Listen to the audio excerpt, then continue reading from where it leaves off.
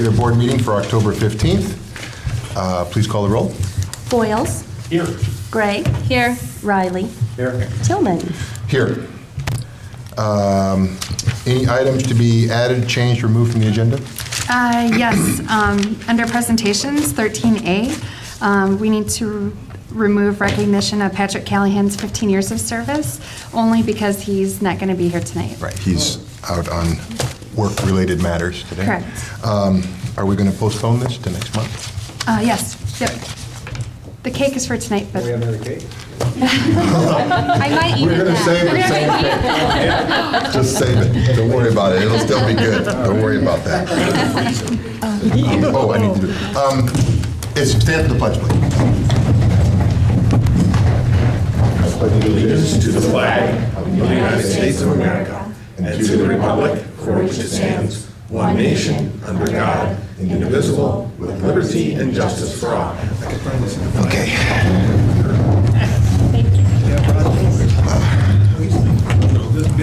Next up, item 5. I entertain a motion to establish a consent agenda, which includes the regular board meeting September 17th, minutes of the regular board meeting September 17th, minutes of the executive session September 17th, paid expenditures, unpaid expenditures, treasury report, approval of purchases, and the ratified change order number 1 for multi-use trail access project. So moved. Second. Moved by Moved by Foy. Foyle, second by Gray. Please call the roll. Foyles. Aye. Gray. Aye. Riley. Aye. Tillman. Aye, motion carries. I now entertain a motion to approve the consent agenda as presented. Second. All in favor? Motion by Foyle, second by Gray. All in favor? Aye. Opposed? Motion carries. Item number 6, matters from the public. Guest matters from the public. Seeing no one, we will move forward. Item 7, matters from commissioners. Does anybody have anything they'd like to bring up? No? Okay, move forward. Item 8, correspondence. We have, I believe, 3, right? If they can be entered in Sure. for the permanent record. Item number 9, announcements. Okay, hello Batavia. Was that just the wind blowing in the trees, or is someone walking up behind you? Swimming season has ended, but that doesn't mean all is quiet at the quarry. Face your fears and experience the nightmares that await you. The Haunted Quarry will be held October 18th, 19th, 25th, and 26th from 7 to 10 p.m. at the quarry, 400 South Water Street. This is not suitable for kids 10 and under. Admission is $8, but you can visit our website at bataviaparks.org for a $1 off coupon. This year, concessions will be available for purchase, including hot dogs and hot chocolate. Families will experience a frightfully good time at Bat Fest on Saturday, October 26th at the Riverwalk in downtown Batavia. Participate in trick-or-treating, games, hay rides, and more. Bat Fest is presented by Batavia Main Street in cooperation with the Park District and the Batavia Mothers Club. For more information or for a complete schedule, please visit downtownbatavia.com. For more information on any of these events, visit our website at bataviaparks.org or call 879-5235. Thank you.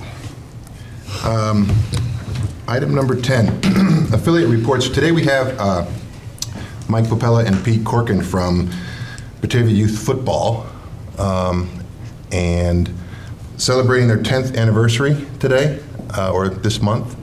So I guess, would you like to speak first? Ryan McCulley? Yes, hi. Oh, Ryan, okay. Hi, guys. Good evening. Came up, so I wanted to introduce the two gentlemen that we have sitting here tonight. They're two of the main spearheads of Batavia Youth Football. I've gotten the opportunity to work with these guys quite a bit over the last few months, and I have to admit that they do an awful lot for this program, for this community. You know, and to see that, it's been fun working with them, to be honest with you. So I'd like to have them come up and say a few words to everyone, and that's all I got to say. So, thank you. Thank you. Always good with you. Hi, I'm Mike Popella, president of Batavia Youth Football. This is my 4th year as the president. I've been involved in the program since its inception 10 years ago. It doesn't seem like 10 years, but it has been. A lot of things have happened with Batavia Youth Football in the 10 years that we've been around. Number one, first year we had probably 50 kids signed up for the program. Now consistently we look at anywhere from 500 to 700 kids in the program. So probably the biggest program that the Park District have. This year is our 10-year anniversary, and I'm sure you've seen through the community our players wearing their gray jerseys. Those are pretty unique. First year we've gone to gray. We have a 10-year anniversary logo on there in the bulldog paw. A special thing that you guys will see on Friday night, we have the permission of the football team, Dennis Piron, who's really the backbone of a lot of things with football, as you know, here in Batavia. He's going to allow the players to wear their jerseys, the varsity players are coaches on our 1st and 2nd grade level. So the players on the varsity on Friday night, which is BOIF night and PIC night at the high school, will wear those jerseys in an actual game. So pretty cool stuff. So the program has always just continued to grow and grow, and we always look for what's going to be the top. And every year it seems like we get a little bit bigger, we add a little bit more, and it always works out. So as Dennis likes to say, the proof is in the pudding. We've had, this is our 3rd season with players who have gone through the whole program up on the varsity level now. The last 2 years, the high school football team has been undefeated in the regular season, 2 9-0 seasons. If they win tomorrow night against St. Charles East, they will be conference champions for the 3rd year in a row. And then we play Elgin the last game of the season, and well, Elgin's not so good. So we're probably looking at an 8-1 regular season again.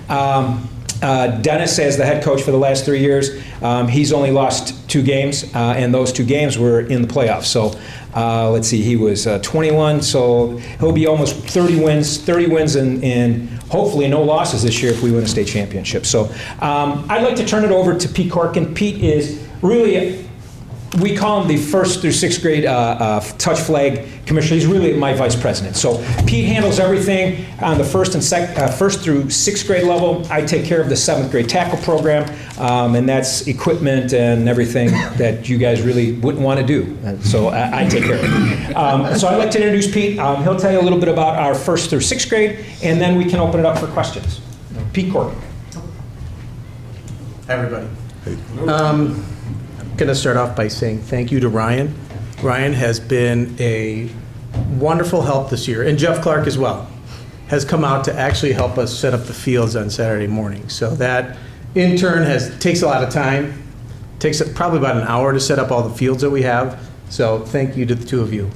I'm going to touch base on 1st and 2nd grade because it's been this year, with the help of the Park District, something we've tried to focus on. For all the people who have moved into Batavia, a lot of people don't know that we really have a football program. So with the help of Carrie and Allison, that we're trying to reach out to those people who have kids moving into 1st grade to let them know that our program is really geared to a certain degree around the young kids in that grade. And that's because the high school kids are very involved with those kids themselves. So between the balance of the 2, it's very unique. I think there might kind of touch base with Dennis that we don't have a program, there aren't many programs in the state that really have the kids that, the high school kids who really help and get involved with youth football. So that alone is a treat, and I think we all, the more I'm involved, the more special it becomes, because the more kids get involved.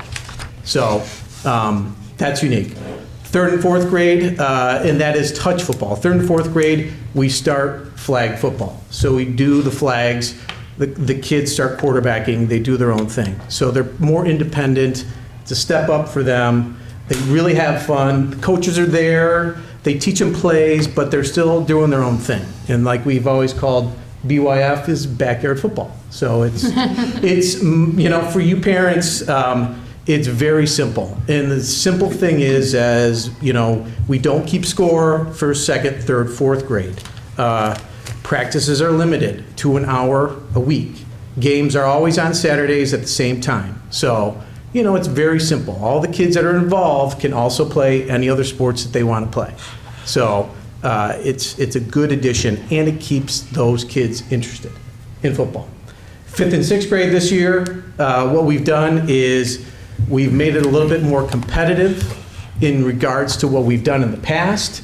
5th and 6th grade has always been a mirror of 3rd and 4th grade. This year we've added rules, we've added scores, we've added pretty much a Super Bowl at the end of the year. So it's become a little bit more fast-paced. And I think for the kids who have gone through the program, it's made them pretty much better football players in regards to, being more active. I think we've all agreed that 5th and 6th grade got to a point where it was competitive, but not as competitive as, we really wanted it to be. So this year, we added that feature. So our numbers this year, we continue to grow. We're going to keep growing, and it's going to be through the help of all of us, what we do, Park District, what we do, and we're going to be kind of getting out there a little bit more and kind of showing what kind of program that we've kind of put together. So that kind of touches base with our program. We do have this year also, we do have a website that we created pretty much on our own that is different from the Park District. That website is Batavia, www.bataviayouthfootball.net. It does have all the information on there for people who want to go on and look. And if anybody has any questions, they can call the Park District, and the Park District can relay any questions back to us. So, pretty much it. Does anybody have any questions? Pete, how many fields do you have going on a typical Saturday morning? 1st and 2nd grade, we have 5 fields. 3rd and 4th grade, we have 7 fields. 5th and 6th grade, we have 7 fields. So the way the time schedules go, 3rd and 4th grade go earliest from 8:30 to 9:30. They play on 7 fields. All our fields are out at Rotolo. So they play on the upper levels. If you guys know, it's a tier system, lower, middle, upper. So the kids, the 3rd and 4th graders play on the middle and the upper fields. At the same time, the 1st and 2nd graders start at 9:15. The high school players have game film Saturday mornings. So once they're done, they come out, they start those games at 9:15. So, from 9:15 to 9:30, we have 12 fields going at the same time. When that's done, the 5th and 6th graders come in at 10:30 and then play for an hour. So we're relatively done by noon, let's say. And actually, it's a nice thing too, is we've got, with the help of 8th grade, the 8th grade, one of the 8th grade coaches, we have concessions, a hot dog cart, and food for everybody as well. So when everybody's done, they generally kind of gather and have a hot dog, brat, donuts, whatever it may be. So it's fun, easy to say. So do you want to stay at Rotolo, and if you do, how large can you get before you have to have fields elsewhere? Well, I think, definitely we'll stay at Rotolo. I think there's so much field space there. This year we've been adapting because of the high school actually having day games on Saturdays. So we've actually had to move in some of the fields and mosh everybody together at once to put 14 fields down at the same time. And we've got plenty of space, more or less. So I don't foresee it growing that large. And if that's even the case, we would probably just have to make time adjustments, is the simplest way to say it. So. Let me touch base on field stuff, because that's been an issue with us for quite some time. So we spent a lot of time this year with the Park District, the BYF board, basically Pete and myself, trying to figure out a way how to improve Prairie Path Park, because Prairie Path Park hasn't really been touched by the Park District since we moved out there, since the high school went under construction. So this year, through the cooperation of the Park District, we're going to shut down those fields so no one will be able to use them as soon as we're done, which will be on the 26th. Hopefully by that time we'll be able to get some grass seed down there, roll those fields, and get them back up to a better playing condition. Are they playable? Yes. Are they worn and torn? Definitely. So some time and some effort and some money needs to be tossed at Prairie Path Park to keep it playable for our program. I mean, as you see, we put a lot of kids out there. It's only once a week. We don't practice out there, but we also realize that we have to share the space with everybody. It's a park. So it's not set aside to be a football field. It's not set aside to be a soccer field. It is a park. So we have to deal with people hitting golf balls on our field. We have to deal with lacrosse balls on the field, and people airing their dogs at the park. So we have all that. We do all that, and so it's not uncommon on a Saturday morning to have a plastic bag filled with you know what. So that's all part of what we have to do to make sure that those fields stay playable for the kids. Would we ever move out of there? I don't think so either, because it's just unique the way the fields are set up for us, and we can get in and get out, and there's enough space for parking that we can stay there. But what we would like to do, because we have a 7th grade program on top of that, is maybe move some of those games away from the middle school onto the high school fields if they do have that, turf or whatever. Right now, there's just no way. There's not enough space or time for us to move onto that field at the high school, and we realize that. What we did have, which was very unique this year on the 1st and 2nd grade level, we had the opportunity to move our Under the Lights night game to the high school field. So we played that at Bulldog Stadium. Fantastic atmosphere. We probably had more parents in the stands for a 1st and 2nd grade touch football game than a lot of high schools around here have for varsity contest. We probably had 500 people there. We opened the concession stand so the booster club could work, and we got all the kids out on the field. Great experience, took a lot of pictures out there. So that was something unique this year because the varsity had a different schedule. They played Saturday games. So by doing that, it took our coaches away that coached the little guys, so we gave them an opportunity to coach on a Friday night, and it actually kept those high school varsity football players on the field, and we knew where they were. That kind of helped too. So, but other than that, other than moving, I really don't see us moving from where we're at. So that being said, between Batavia Youth Football and the Park District, we just need to maintain what we have. I've talked to Ryan about this, and everybody has a vision, everybody has a goal, and now that I've been the president for 4 years, I could really just tell you what I envision. I envision an actual football field down by the pavilion at Prairie Path Park. Fenced-in football field or soccer field. So then you guys can use it for different games, for different things. The grass is there, the pitch is there, the watering system there, the electricity is there. Perhaps sponsorships for a scoreboard to put that out there. We've got the pavilion, maybe some stands donated back to us. So that's a vision. Then we can move all of our stuff there. It would be Batavia Youth Football Fields, Park District, we can put logos and do whatever. But that's a vision. Will it happen? I don't know. But would I like to see it happen? Definitely. So as far as my vision, it's also the board's vision. That's what we'd like to see happen. And I think we could do it if we all put our minds together to get it done. I mean, it's just, it's not that hard nor that expensive to do, I don't think. So, any other questions? Well, I have a comment more than a question. Yes, John. This particular program is, as you were stating, is one of the largest that the Park District has. And really, it is one of the ones that I believe is, it really says the picture of what the Park District is about. Because Eric and his crew do an excellent job of keeping the fields ready and able to play on. Jeff and his staff do an excellent job in helping out. Every department in the Park District plays a part in Batavia Youth Football. And then Batavia Youth Football itself has been around long enough that you are now reaping the benefits, as you're saying, on the varsity level. Some of those players are able to come back down because they started in the first grade. They can now start. You're starting to see that. Mm-hmm. And we also have huge support, not just from the community, but from the schools itself. Absolutely. In that, you have the varsity coach being a great sponsor of the program, and other people at the schools also sponsoring with the program. So this is one of the program that is unique in its size, in its scope, in everything about it, and that you can see real rewards come out from it. And so I commend all the work you guys do. Thank you. I hats off to all of Eric's and Jeff's crew as well, and all the hard work that you guys do to help this out, because it couldn't happen without it. So I think it's important that everybody acknowledge how really big Batavia Youth Football is as far as the Park District is concerned, and how far as the community is concerned. Sure.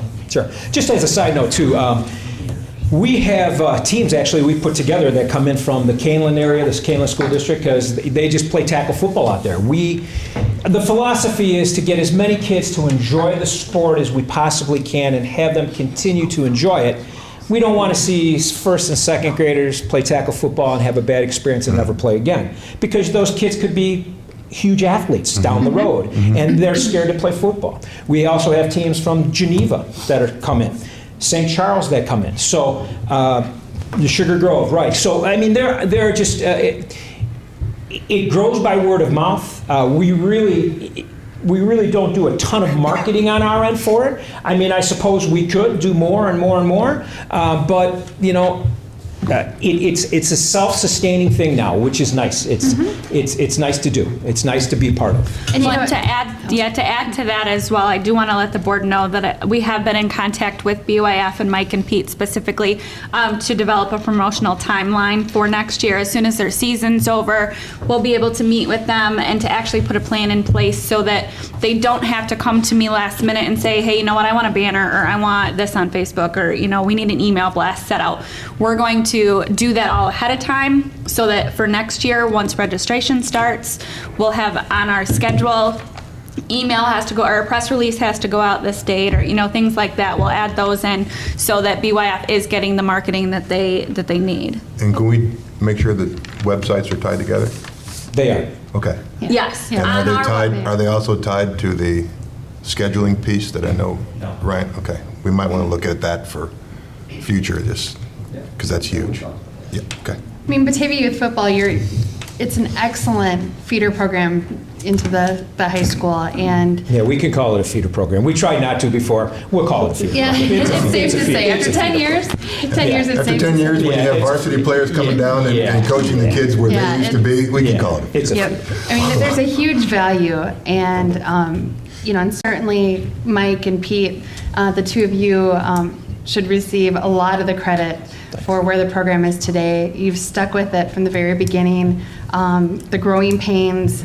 Now we're trying to give you as much support from staff as possible, so you've got extra resources available. You know, for the viewing audience at home, you know, Batavia Youth Football is an in-house Batavia Park District program. We're very proud of it, and I would just love for all of us to give you a round of applause for your 10th anniversary. And please help yourself to some cake. Some cake. Thank you. Thank you. Thank you. Thank you. Next item on the agenda is staff reports. Are there any comments, changes, added, jokes, anything to go along with the staff report? I will add, but not a joke. Okay. Last Friday, we had an HRA, which is a health risk assessment. It is offered by our health insurance provider, Derma, and we have 10-minute time slots. You come in, you get a blood draw, and then you get a result. So the results actually were emailed out today, so pretty quick turnaround compared to what they had originally said. This is an annual thing, so you can compare. If you've been in the program long enough, you can compare from year to year to year. The point of doing the program is to find things ahead of time before they become a problem. You know, hopefully to also reduce claims in the future as well. So right now we have 17 out of 30 of the full-timers that have gone. We believe we have 3 more going that are here today because they weren't here last week. And I hopefully have 1 more person going. So there's other locations, so they can go anywhere else. They can, you know, actually 3 of them have already signed up. So we'll have 21 out of 30 by the time this is all done, said and done. So it's pretty good. That's fantastic. turnout. Yeah, I mean, you know, wellness programs at any organization are important, to, like you say, to reduce, you know, any sort of, even just sick time, Yeah. you know, so. Which is a perfect segue to the next item. Health insurance. And the other thing is too is we did receive the renewals for health insurance for 2014. They're coming in for PPO around 10%, 9.5%, 10%, and for HMO it's closer to about 8. Those rates will be effective on January 1st, 2014. We currently budgeted in this budget for a 5% increase, not knowing where they would actually come in, and unfortunately they are higher, so we have a little additional cost there. But it will be about a 5 or 6% increase also for staff as they pay a portion of their health insurance. So plans have changed a little bit, not a lot, but you know, I think 10% is pretty good considering, you know, We are in a very large pool with Paderma. There's a lot of other claims out there, so it's, if you have a high year, at least we have other people out there that are kind of going to bring it down if they have a very low year. So I think it was a pretty good turnout. So that will be effective on the first of the year. Cool. Thank you.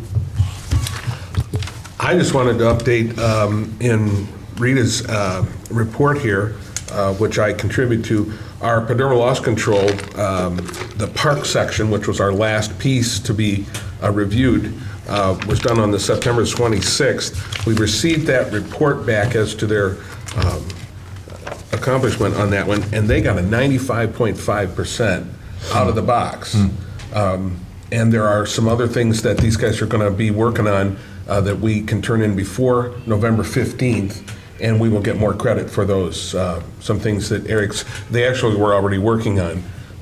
But when we get them completed, we'll take some pictures and turn them in, and we should be able to score a little higher there. So that's our last piece. Jen and I are working on a few kind of final detail items in the administrative section to send in, and then we will get our overall score following the middle part of November. So we're very confident that we're going to score very well. So all of the pieces coming in, if you start averaging them up there, we're way up in the higher 90s. So that's good stuff. Yeah, it is. Oh, sorry. Thank you. Just one thing in my report on the Riverwalk turf renovation project.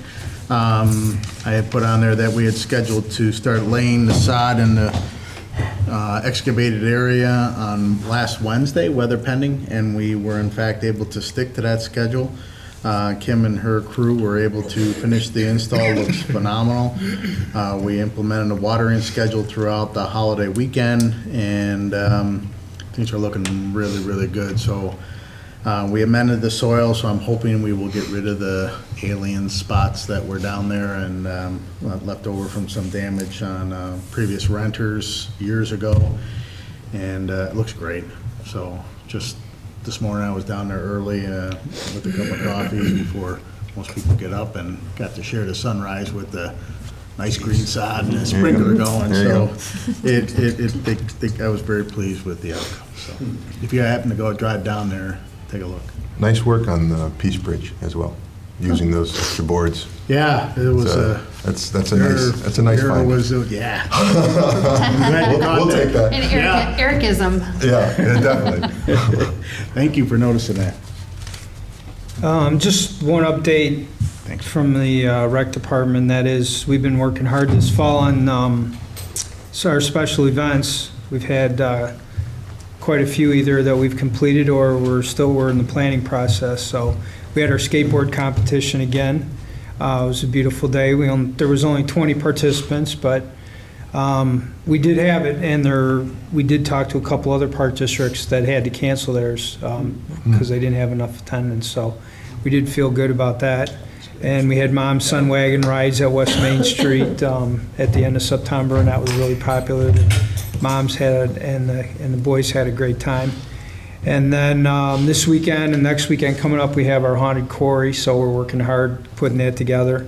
And then we have celebration of lights at the end of November this year. Actually, it's the 1st of December, so we're working hard on those events. Tying in with it, when does the sign go up on the Peace Bridge? Around that same time? We try and get the weather pending somewhere.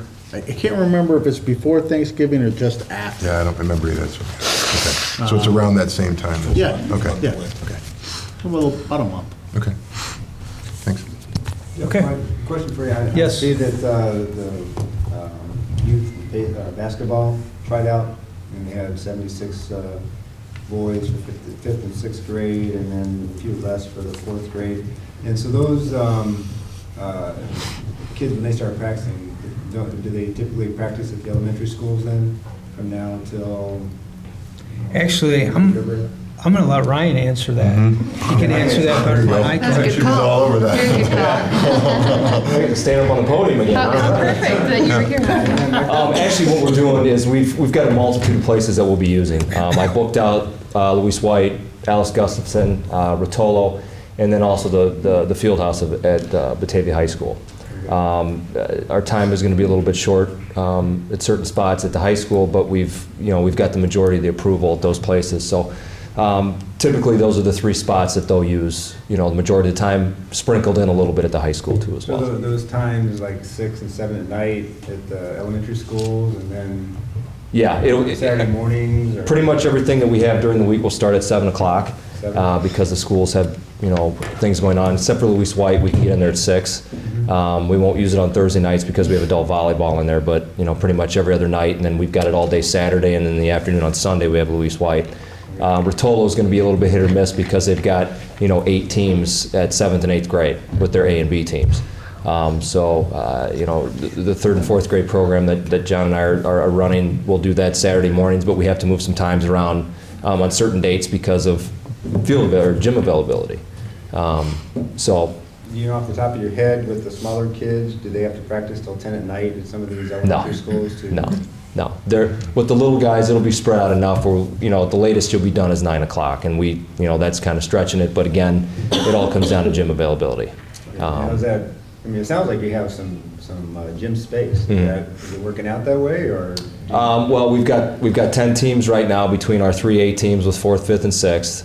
Then we've got another 7 teams between 6B and 5B, plus our 3rd and 4th grade stuff. And then when our 5th and 6th grade girls start too, and then this year I'm starting a 7th and 8th grade girls basketball league that we're playing with a couple different towns. So we've got a lot of practice time and game time to be able to get in, for everybody to use. But I've sat down with Cindy, who's the scheduler with BYF. John and I have sat down with Jeff as well to kind of start mapping things out and where we're going to be, so that nobody's left out. Okay. And then I'm also working with Batavia High School too, with Dave Andrews and Dennis. We've got a spreadsheet on Google that we use to book everything that they've shared with me, that we can go in and look and see when we have open times, and that's worked out well. Because they already have all their things in, I can go in and kind of pick and choose what I want and then submit into School Dude to get what we need. Okay. So, all right. Okay, good. Did I answer everything? Yeah. No, that's good. Okay. If you run into any sort of problems, let Allison know about availability and if the facilities are being used, or that they're not locked up when you go in when you have to use them. Yep. Well, and we've got East Side too, that we can use as backup for our little guys, and some of the other places for practice if we need to use it. So would you say about half of those are tile floors and the other half are wood? Well, you got Louise White, Rotolo. Those are the 2 main ones that have the wood. So there's 4 courts right there. Then we'll get 2 or 3 at the field house at times, sometimes 4. We'll be using the middle gym for our girls programs at the high school, and sometimes even the main gym floor if we need it. Okay. But Gustafson, I haven't been in there yet, but I've been told it's tile floor. And those are basically the main 3 that we're. The only elementary school that has wood floor is Louise White. Yeah. All the rest of them are tile or that special athletic Mondo multi-purpose floor surface. Right. The field house is the typical field house floor. Okay. And then the middle gym and the main gym of the high school are wood. Right. But probably the nicest gym, just is probably the middle gym at the high school. Yeah. It actually has a suspension floor, but that's probably the nicest gym. Right. So, thanks. Absolutely. Thank you. Great serendipity, right place, right time. Thank you. Thank God Ryan is here. Nice job, Brian. Just a couple updates on mine. I did present a session on social media a couple weeks ago at Supervisor Symposium, which is an IPRA. It's more a recreation section, but they're kind of trying to merge into the marketing bit a little bit to give marketing professionals and rec professionals a chance to take some marketing sessions as well. So in addition to sharing my knowledge about social media, I was kind of able to toot our own horn with what we do. And it was nice because right before I presented, we surpassed the 1,000 likes mark. And we're actually up to 1,011 now. So I do have some ideas for next year to grow that number even farther, but there were about 70 people in attendance there at that event, so it was a pretty good turnout. And then also I want to let you guys know that for Celebration of Lights every year we do 25 trees. We call it Christmas Tree Lane. Organizations can reserve a tree each year and decorate it. But in order to kind of put more of an emphasis on the trees this year, what we're going to do is do a People's Choice Award. So trees have to be decorated by the day before Thanksgiving. So that afternoon, Brittany and I are going to go down and take a picture of each tree, post it on our Facebook page, and then ask those organizations to share their photo and, get likes, comments, things like that. And by Sunday afternoon, a couple hours before Celebration of Lights, Brittany and I will get on, see which tree has the most likes, and that organization will get to help with the lighting the official ceremony tree. So just a way to get the organizations to get creative and think about how they want to decorate their tree and just kind of add a little something extra to that part of the event. And bring people to the website. Exactly, because then they'll want to see if their group wins. They're going to want to come down and have their picture taken and things like that. Perfect. So. Yeah, very nice. Anything else? Okay. Item 12, Executive Director's Report. Any changes, additions? Yes, as a team building exercise and a good boost for morale, the Activities Committee hosted a painting day at the Eastside Recreation offices. And so full-time staff, usually we do a park cleanup day down at the Riverwalk, but instead we focused our efforts at the Eastside Recreation offices. The insides, the paint was chipped, and it was just not presentable to the public, and we host a lot of meetings inside the Eastside Recreation offices. So everyone grabbed their paintbrushes, pulled their hair back, wore tie-dyes and t-shirts they didn't mind, never seen again. And everybody pitched in for a half a day at the Eastside Rec offices. And thank you to Eric and his crew, Nick, who was phenomenal, who orchestrated all the efforts. But just that you should know that that's just one of many things the Activities Committee is doing at the Park District. And also, last week, Jim Eby and Carrie Miller and I were in Houston at the National Recreation and Parks Association. We were at their conference, and it was neat. As chairman for the Illinois Park and Recreation Association, I was able to represent Illinois at a national level at several meetings where we were envisioning the future of Parks and Rec. So it was really neat to put Batavia on the map on a national level, representing. Since the Batavia Youth Football folks are here, I just want to let them know publicly, get on public record, that 3P Prairie Path Park is going to be rested. The fields will be rested to ensure that we can get some growth back, since they've been, as you heard, trudged through. Beat up a little bit. Beat up, yep. Also, I will be forwarding to the park board bits and pieces of the governance manual. Our park district's working on the Illinois Distinguished Accreditation Award, and that's through IPRA.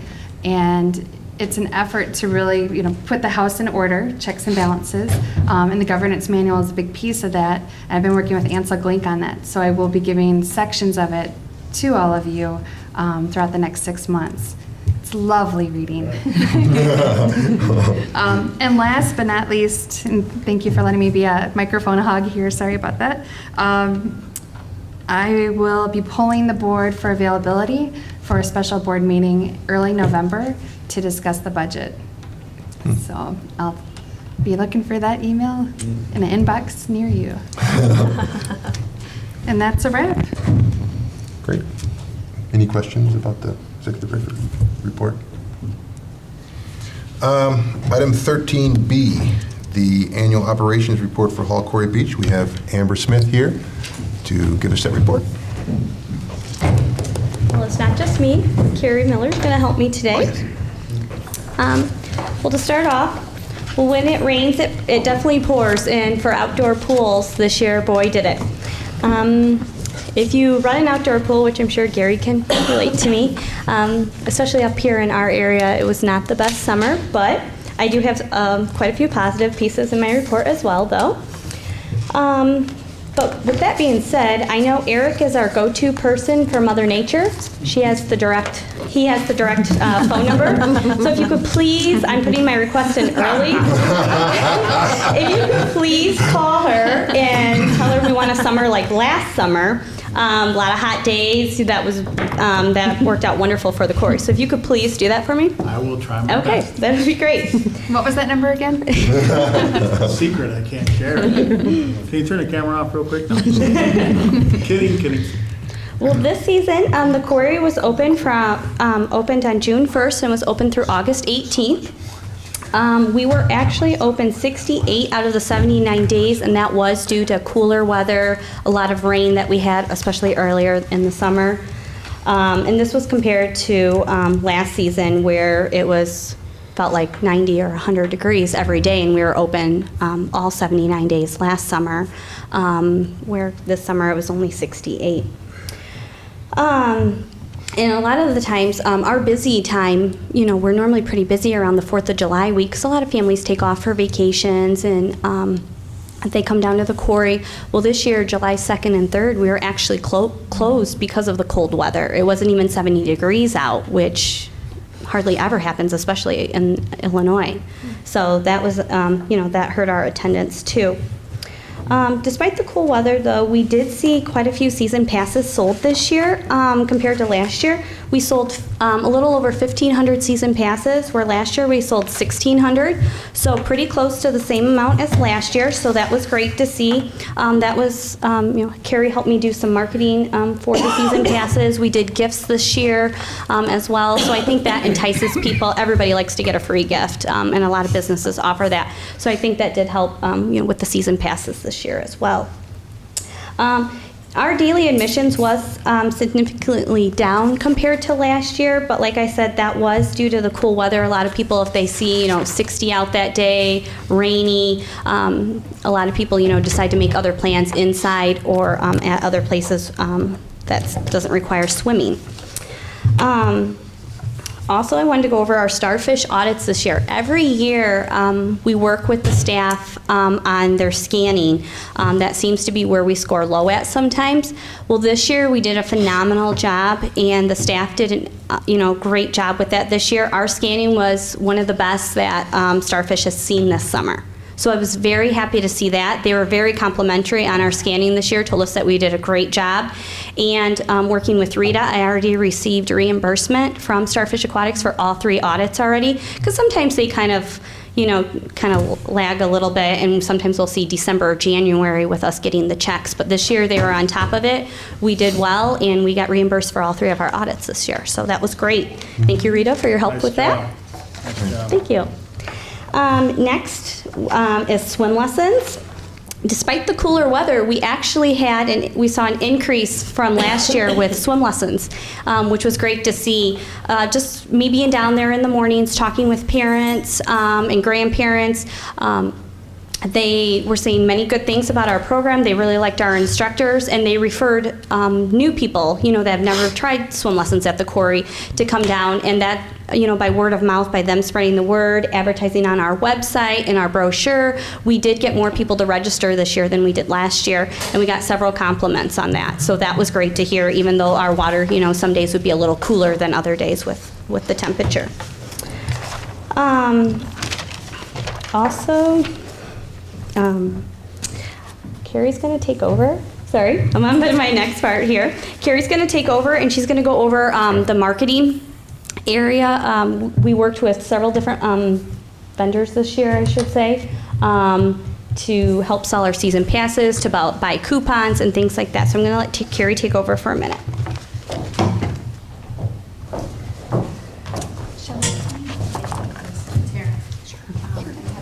I updated, I had a couple changes a couple number changes. So I did revise those for you and printed off copies, so you have fresh copies of those. So I do want to point out a couple things in talking about couponing. I do just want to mention that this is a buy one, get one. That's typically the coupon that we offer. We do it in several places, including our own fun guide, which obviously doesn't cost us anything. We use Neighbors Magazine, which is a publication that I'm sure most of you have seen. So we do that every year. We do have 4 pages in there. So in the summertime, we do offer the buy one, get one admission there. Money Mailer has been a very big success for us. So we did continue that this year. We give away free passes, for an upset customer or for a lot of raffle prizes, things like that. We'll do the free admission coupons. And then Fox Valley Sun Values, you'll see the biggest decrease there. That was a paid service that we were doing. It's essentially a newsletter service. We are going to be doing our own newsletter, so to save the district money, I did make the decision to cancel that because of how much it was costing the district, and then budgeted for our own newsletter service. We were typically just using that service during the summer months because it was helping to promote the quarry, and we were offering that coupon there. But once we get our own up and running, that will essentially replace what we were doing with Fox Valley Sun Values. So I do want to point that out. And in addition, like Amber said, there were a smaller number of coupons because of the weather. Not as many people. Our attendance wasn't as high, so people weren't coming, therefore people weren't bringing coupons. Next year, I am going to be working with Amber to try some new things that maybe we haven't tried, explore some other advertising opportunities, and see what else we can do just to expand our reach a little bit and maybe reach some people that haven't come to the quarry yet, as well as repeat customers. On the next page, it talks about the promotion summary. So this is our Living Social deals, our Groupon, and this year we did Planet Cane's daily deal. With Living Social, we sold 537 vouchers. Last year we had sold 487, so it was a nice jump from last year. And our revenue went from last year at $58.44 to $69.03. So that's where that number was updated from the original copy. So that was a nice little increase. And then Groupon was something we did last year, and we did it toward the end of the season. So what we did was we made it valid for this season as well. So we didn't have the income from Groupon this year that we had last year because of that.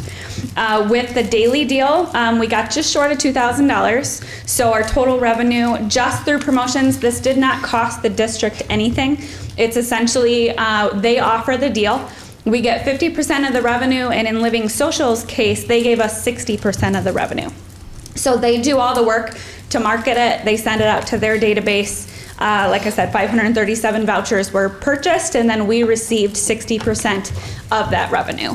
So it didn't cost us anything, and we got almost $9,000. It was $8,860 that we brought in revenue from those.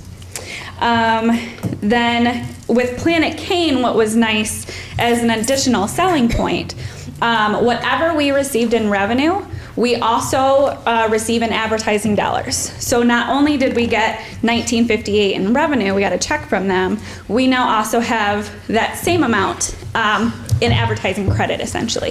So I've contacted them in regards to Haunted Quarry, and the upcoming Celebration of Lights is potentially another thing that we could advertise basically as a swap for what we did with the daily deal for the quarry. Do you guys have questions about the marketing? No. All right. Great job this year. Thank you. And then just to end the report, I always add in there a few recommendations that we could do for next summer. Been working with Jim and Eric over the past couple months. We do have a plan in place where we're going to be replacing some decking down on the diving tower this coming fall and winter, and putting some new staircases in as well. So I think that's going to look wonderful when we open next summer. And then a few other recommendations, just working with Jeff. We'd like to do some more visual improvements down there, like more signage, especially during our Paderma audit this year, with a lot more people in our area that speak Spanish. They have always, recommended having some Spanish signs down there for your rules and what do we allow in the park, what don't we. So I've, already been working with a sign company on that, so we could have English and Spanish signs down there. Maybe I would like to purchase some new lane lines down there. I think that'll look nice. We're working on having some swim clinics down there next summer, run by an actual licensed swim coach that helps out at other districts. So I'd like to work on that as well. And then, of course, keeping our same hours. A big thing that I think the city of Batavia is going to be happy with, the Batavia School District gets done next year a little earlier than normal. They get done the Friday before Memorial Day weekend. So we are shooting to open Saturday of Memorial Day weekend next summer. So I think that's going to be wonderful because kids are out.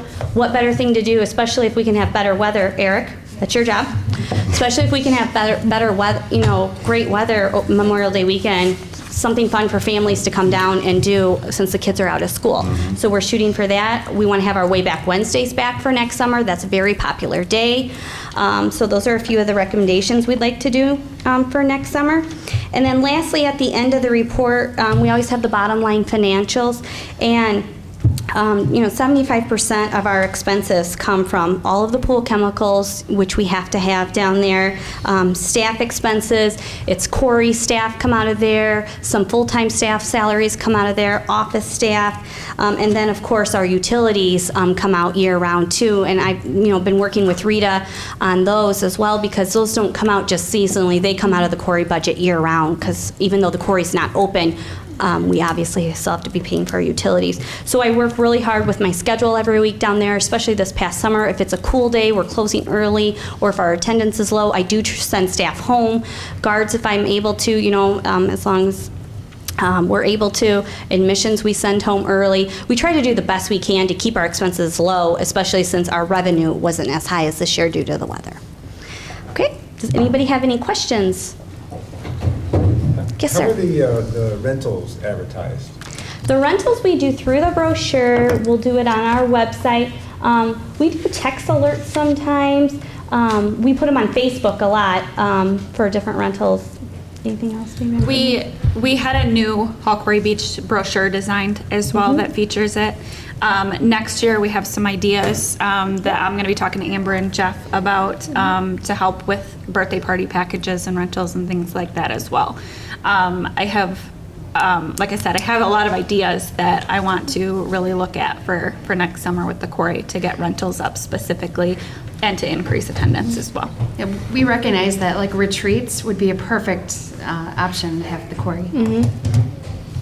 Because working with our birthday party coordinator, we do have some birthday parties that take place down there, because there's a lot of parents who are like, oh, my children love to swim, it's the summer, could we do a birthday party down there? So just working with her, she did a lot more parties this year than what she's had in the past. I think she had 15 Corey birthday parties down there this summer, which is great.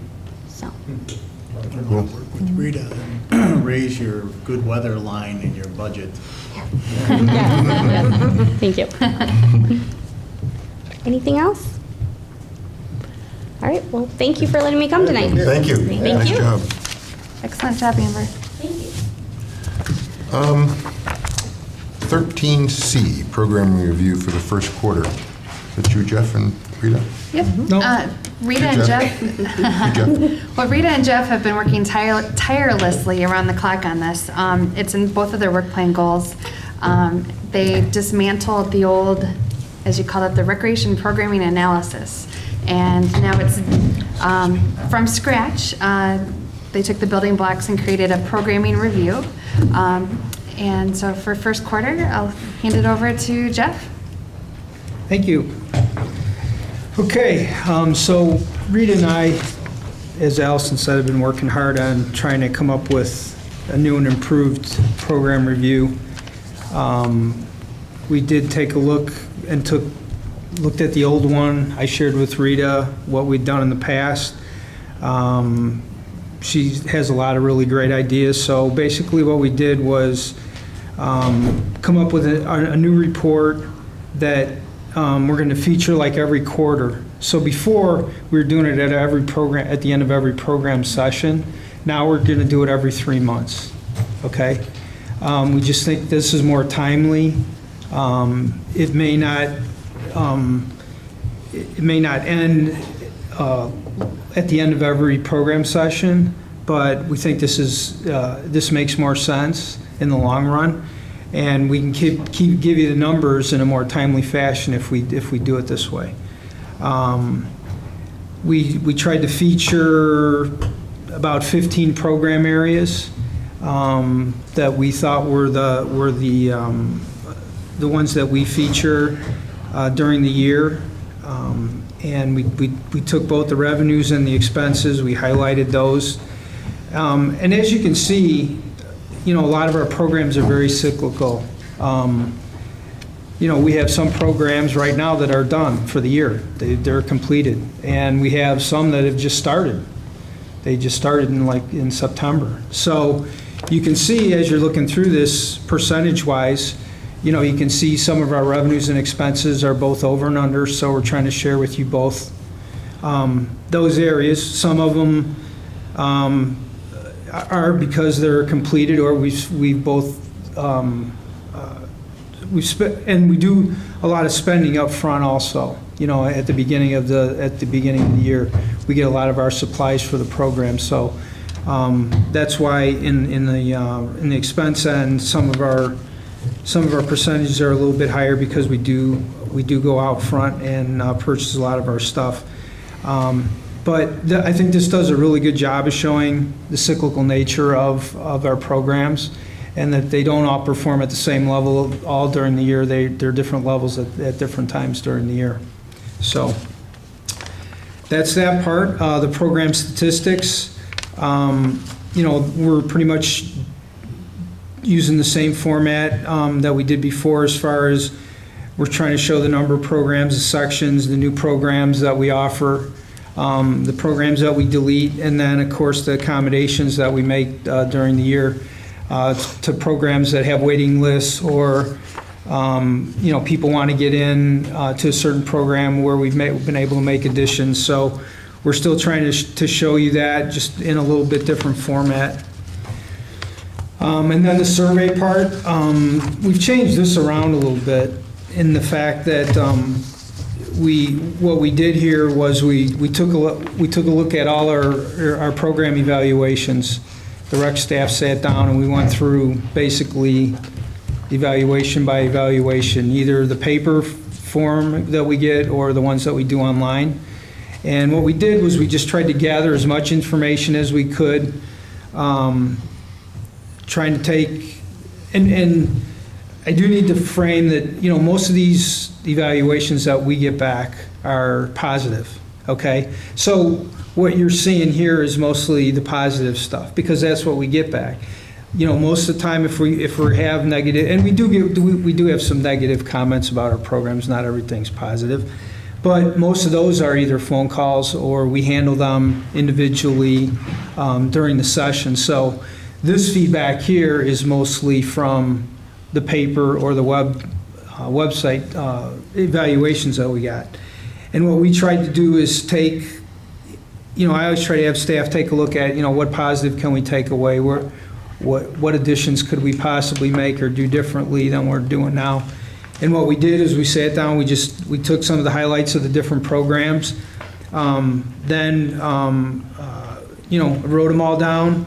And then what we're hoping to do is that, if it's a program that goes on each session, try to make some of those adjustments or recommendations that staff made. If it's just during the summer, then we'll keep this, and then we'll be revisiting it, because we're about 6 months out as far as our programming goes. So right now we're already in the mode we're almost complete with our winter, and we'll be working towards the spring. So we're almost 5 to 6 months out as far as the planning process goes. So it's not an exact science. We try to do the best we can. I think this is some good information that we've gathered, and hopefully we'll be able to use in the future. And then the last part was, future programming ideas that we've either come up with, or actually a couple of these that are listed, we've already put into place for this fall and winter. So we'll be taking a look at all these, because as one session goes, then we're already thinking about the next one. So we have something to go back to now and take a look and go, okay, when we're planning next summer, okay, these are some of the things that we were taking a look at. There's a couple of really neat things. That wiffle ball league, we're going to hopefully work with that Wifflot, those two Wifflot kids out on Hart Road, and promote their program and be part of that wiffle ball league. So there's some neat things that we got going. Ryan's got some ideas from where he came from, so we're hoping to put some of those in play for next year also. So Again, we've tried to change this around. Hopefully, we're pretty, I'm really excited about it. I think it's more bigger picture. But if there's anything that you have that that we didn't include or you'd like to see, positive or positively, if there's recommendations you can make or you've got some ideas that we didn't include here, we're more than interesting. This is a work in progress. So if there's things we can change around or information that we didn't provide, we're more than willing to take a look at that. Well, I think the quarterly, that this quarterly review makes a little more sense, especially since we'll be moving, depending on the vote today, to a calendar year for the budget. So with that, I'd like to see, just make sure that we keep those things kind of in sync. If we're moving to a calendar and we have a quarterly review and we also have financial on a quarterly basis, that it'll be a lot easier to tie all those things together, right? To really see the big picture of the quarter, right? I like the format. I think there's some encouraging things on here. One of them in particular is the deleted programs. I mean, it's practically none, and there were some years, a few years ago, where we had to, when folks were, just struggling and we couldn't get some program, we had a lot more deleted programs and canceled programs. So that's very encouraging to see. So yeah, I like it. Does anybody else have any comments? Yeah, well, I'm just glad to see that we're getting evaluations out and getting a reasonably decent return on those. And I just want to, obviously, that was a focus.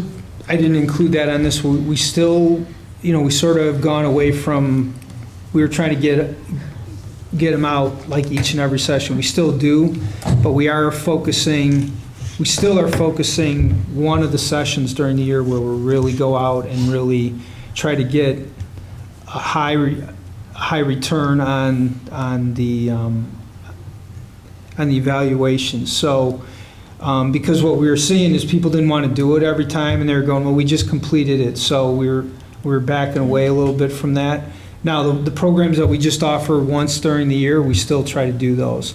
But the ones that we're offering every single session, we don't always go really out and try to get as many as we can get each session in those programs, because people come back to us. And it's almost become a negative for us, because they come back to us and say, well, you know what, we just did this, and either they don't complete it or they take it and don't return it. So we found that actually we've had more success with this, and normally we get around 22 to 25% return rate, which we feel is pretty good, actually. Yeah, good average return rate is like 15%. Oh, I thought it was higher than that, actually. Yeah. Well, Sorry. for the online surveys. Oh, okay. that. Yeah. So, and we have so we're found, thrilled with the. Go ahead.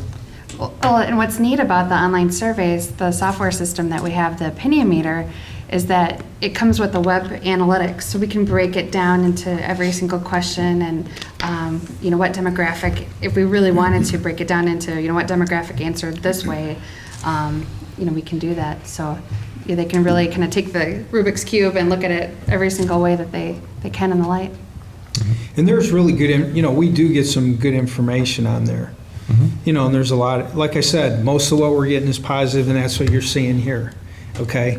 But I don't want you to think that that's all we get, because we do get some of the other. But most of that is stuff that they react to it right away, and then we're more dealing with it when it happens. Yeah, generally the negative stuff comes right when it happens. Right, It's not like I'm going to wait until the session is over and boy, they're going to hear from me then. No, you hear about it right away. Right. So, yeah. Right. True. So, again, if there's anything that, you'd like to see or improvements that we can make to it, please share it with us. Like I said, I really need to thank Rita for her help with this, because she was really awesome in taking this and going in another direction with it, and hopefully it's, stuff that you'd want to see. Yeah, it's good. So if you have any questions after this meeting, feel free to email me or call me. Just a small thing on the first quarter expenses, those two blues are kind of close together. Maybe you could. You want me to try to change the colors a little bit? Yeah, on this monitor, they're hard to distinguish. Okay. Little thing.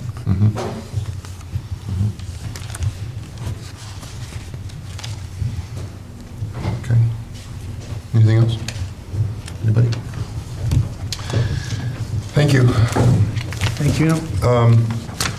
14A, policy discussion. We are on the third reading for the per diem, right? And the second reading for the electronic devices use. So I guess the best way to do it is to entertain the motion on the per diem, since we're already on the third reading. So I entertain a motion to approve the per diem as presented. So moved. Second. A motion by Gray, second by Riley. Any discussion? Yeah, I guess I still have some concerns about lack of turning in receipts on the per diem, and I just can't support it the way it's written, so. Okay. Were there any suggestions that you forwarded on that we talked about already in the first couple readings, right? So. Yep, and Ansel Glink did review the policy as it reads today, and I think Adam Simon had mentioned that 2 meetings ago, that that they did support what we had in place, and they felt comfortable with if we ever had to provide any information per FOIA or, if they needed to back us, they completely felt comfortable with it. Okay. And I understand it's a, it's legal and it's proper and whatever. But in the interest of transparency, I don't know that it's what I could support, so. Okay. Well, can you call the roll? Gray. Aye. Riley. Aye. Boyles. No. Tillman. Aye. Motion actually carries. Also in policy discussion, the second reading of the electronics devices use. So I entertain a motion to approve the use of the policies policies of the use of electronic devices by park board members as presented. So moved. Second. Motion by Foyles, second by Gray. Any discussion? Call the roll, please. Boyles. Aye. Gray. Aye. Riley. Aye. Tillman. Aye, motion carries. That takes us to 15A, approval of the ordinance of changing the fiscal year. Do we have any additional things we want to discuss on that? No, I mean, we talked about that last month. It would basically change all of our fiscal year. The end of our current fiscal year is April 30th, 2014. The stub year would start May 1st, 2014, and end in December 31st, 2014. Our first calendar year would be 2015 and going forward. I know the only disadvantage that is really going, that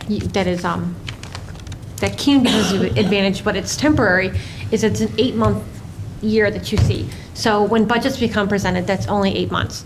Capital projects is only 8 months. But then once January hits, you're back to 12. Right. But that will roll off very quickly. I mean, look at 3-4 years from now, you'll never remember that it's there, and it won't be as much of an issue. I've done this at a prior position, and later on, you look 4 or 5 years down the line, and no one really looks at it and says, oh, this happened back then.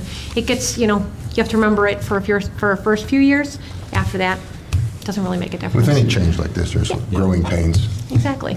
So, okay, so I entertain a motion to approve ordinance number 327, changing of the fiscal year. So moved. Second. Motion by Gray, second by Foyles. Please call the roll. Gray. Aye. Boyles. Aye. Riley. Aye. Tillman. Aye, motion carries. Thank you. Thank you. Well, thank you. I think it's going to be a good idea. Yeah. It's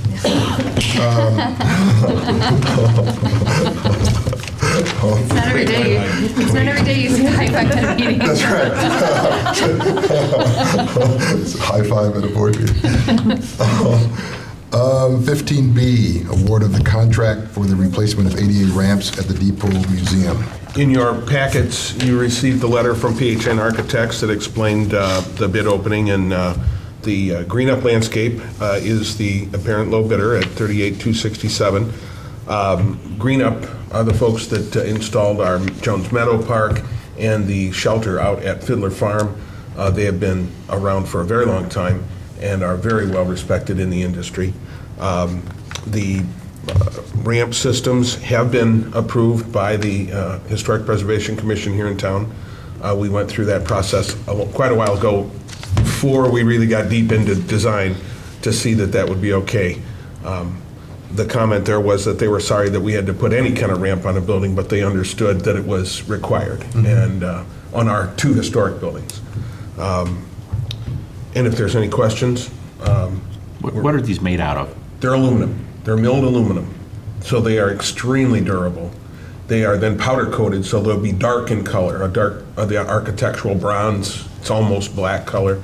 They didn't want, otherwise they're a bright aluminum finish, and they didn't feel that was appropriate, nor did we, quite honestly. And that was a question I was going to ask, is how intrusive are they really to the design, since these are? You're not even going to see them. They're certainly no worse than womanized wood ramps, Right. as we've had over at Kemp Hall now for quite a while. Yeah. No, they'll be very nice looking, I think. Easy to maintain. Certainly they get cleaned off. They're very, very durable. What's the timeline for these projects? We have a timeline of the end of November on this, so we'll like to get this going. Okay. Cool. Now, that's dependent on how fast the factory can roll the ramps out. There really isn't a critical timeline on this one needed, but we put it towards the end of November. Okay. Roll the ramps, baby. Any other discussion? Entertain a motion to award the bid for replacement of ADA ramps on the Depot Museum in Kemp Hall to the lowest responsive and responsible bidder, Green Up Landscape of Plainfield, to the sum of $38,267. So moved. Second. Motion by Riley, second by Gray. Please call the roll. Riley. Aye. Gray. Aye. Boyles. Aye. Tillman. Aye. Motion carries. Thank you very much. Thank you. 15C, IAPD member credentials, annual meeting designation. Yes, it's that time of the year again to appoint a designee and 1 alternate for the January conference of the Illinois Association of Park Districts and the Illinois Park and Recreation Association. Traditionally, it has been the new board member on the block that gets appointed, not to say it needs to be, you can always break tradition. I don't see why we want to break tradition. I don't think it was told about that. Tradition is extremely important. We've had a lot of tradition. And we just finished talking about a historical building, and then what would happen if we broke tradition? Well, and you did just attend the IAPD boot camp, so you know a lot of the players that are involved. And Good job. Sure. Okay. I'm making your jobs easier. You can tell me later what I have to do. Okay. We never tell you in advance. You never told me. All right. You're blindfolded, you walk into... The tattoo comes right off. I'm good at saying so moved. So do we need to have a second? One alternate. One alternate? Hey, Gary. I'll be alternate. Great. So before they change their mind, entertain a motion to appoint Commissioner Gray as a designee and Commissioner Foyles as the alternate to represent Batavia Park District as voting members during the annual meeting of the Illinois Association of Park Districts. So moved. Seconds. Motion by Riley, second by Foyles. Did we just do a voice vote? Do we have to call? You don't have to do roll call for that. Yeah. All in favor? Aye. Aye. All opposed? Motion carries. Thanks. Now I'll tell you It's what an you have to official, do. you get credentials. I mean, it's a big Oh, deal. yeah, it's a big deal. All right. Oh, yeah. Backstage pass. Oh, yeah. All right. You get a badge with your name on it. You get an official designee on your badge. You have to stick that on yourself, but it's okay. Awesome. Item 16, Fox Valley Special Rec. Yes, before you, at your placements, I guess I'm calling this a placemat since you had cake earlier. Information about the Fox Valley Special Rec Foundation. It says Eat with a Purpose. So it is the third Tuesday of every month, which is actually our board meeting nights. It's also Pizza Hut night. And if you purchase a pizza from Pizza Hut and you redeem this voucher, between 3 and 8 p.m., again, on the third Tuesday of every month. 15% of all the sales will go to the Fox Valley Special Rec Foundation. So we do have these available at the Civic Center office for those of you at home. The Fox Valley Special Rec Foundation, its sister agency is the Fox Valley Special Recreation Association, who does wonderful things for people with challenges. It's a great cause. You can eat with a purpose. So you're saying we should have a pizza party before every board meeting? Right. We're doing a little Yes. backwards. We're doing cake now, we Exactly. do pizza next month for Pat. And just for everyone to know, apparently the participating locations are on the website www.fvsrfoundation.org. Right? Awesome. Thank you. Item 17, executive session. I entertain a motion to go into executive session to discuss leasing property land acquisition 2C5. So moved. Second. Motion by Foyle, second by Gray. All those in favor? Aye. Opposed? So we are going into executive session. We do not plan on discussing any other board business afterwards. So to that, thank you all for participating and watching. See you later.